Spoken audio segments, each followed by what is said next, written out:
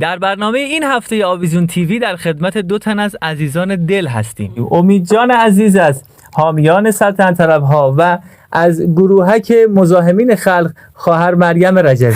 خواهر مریم بیشتر شبیه مجید قصاب آبجی یه آرایشگاه میرفتی. خب درد من سوسو ولی بدبخت سلطنت طلب کلا بدنم همینجوری از خاک حاصل خیزم. دست نزن.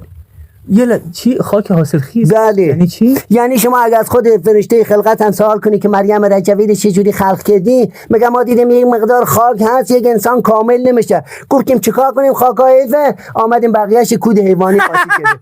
اینا رو صبح زدم ما. نخند. یه لحظه من این سوال برام وجود اومد. اگه شما اینجوری خلق شدید پس رضا پهلوی چجوری خلق شد که اینقدر پشت بلند میذاره اینجا؟ او رو دیگه کلا خاک قاطی نکردن، همش کود حیوانیه. یه لحظه خودتون سنایا رو می‌ریزم. میخوام سنایا رو تو نریس.